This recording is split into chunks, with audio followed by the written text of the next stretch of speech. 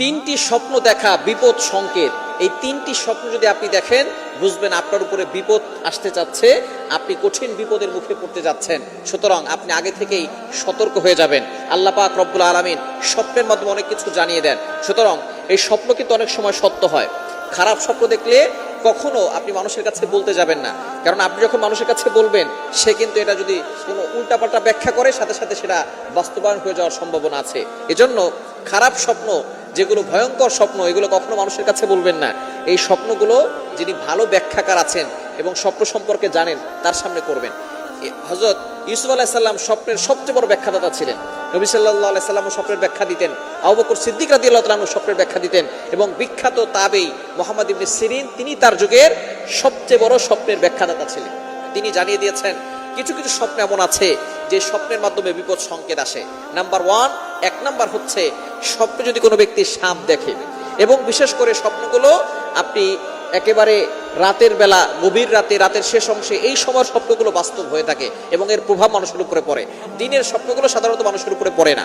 আপনি রাতের বেলা এই স্বপ্নগুলো দেখলে কি করবেন সেটাও বলে দিচ্ছে। 1 নাম্বার হচ্ছে, যদি কেউ সাপ স্বপ্ন দেখে যে সাপ তাকে আক্রমণ করতেছে, অথবা বিষাক্ত কোনো প্রাণী, বিষাক্ত কোনো হিংস্র প্রাণী তাকে আক্রমণ করতেছে, অথবা সাপ তাকে আক্রমণ করতেছে, এই স্বপ্ন যদি সে দেখে, তাহলে সম্ভাবনা আছে এই স্বপ্নের অর্থ হচ্ছে কেউ হয়তো তাকে ক্ষতি করতে চাচ্ছে, কেউ হয়তো তাকে আঘাত করতে চাচ্ছে, দুশমনরা তাকে দুশমনি করে ক্ষতি করার চেষ্টা করতেছে। সুতরাং এই স্বপ্ন দেখার সাথে সাথেই আপনি যদি ঘুম ভেঙে যায়, ভেঙে যাওয়ার সাথে সাথেই আপনি বাম দিকে 3 বার থুতু নিক্ষেপ করবেন। ফু দিবেন না, 3 বার থুতু নিক্ষেপ করবেন। এরপরে আউযু বিল্লাহি মিনাশ শাইতানির রাজিম পড়বেন, লা হাওলা ওয়ালা কুওয়াতা ইল্লা বিল্লাহিল আলিয়্যিল আযীম পড়বেন। এরপরে আপনি যেদিকে কাত হয়ে স্বপ্ন দেখেছেন তার বিপরীত দিক হয়ে আপনি ঘুমিয়ে যাবেন। যদি ডান দিকে কাত হয়ে স্বপ্ন দেখেন তাহলে বাম দিকে ঘুমিয়ে যাবেন, আর যদি বাম দিকে কাত হয়ে স্বপ্ন দেখেন তাহলে আপনি ডান দিকে ফিরে ঘুমাবেন। এই স্বপ্নের কথা কারো কাছে বলবেন না, ইনশাআল্লাহ আল্লাহর কাছে দোয়া করবেন, তাহলে আল্লাহ তাআলা এই স্বপ্নের প্রভাব থেকে আপনাকে হেফাজত করবেন। তাহলে 1 নাম্বার বিপদ সংকেতের স্বপ্ন হচ্ছে, যদি আপনি সাপ স্বপ্ন দেখেন, আপনাকে কামড় দিচ্ছে, অথবা আপনাকে ধাওয়া করতেছে, অথবা বিশাল বড় সাপ ভয়ঙ্কর রূপ ধারণ করছে, আপনার দিকে এগিয়ে আসতেছে, এই স্বপ্নগুলোর মানে হচ্ছে কেউ আপনাকে ক্ষতি করতে চাচ্ছে, আপনি আগে থেকে সতর্ক হবেন।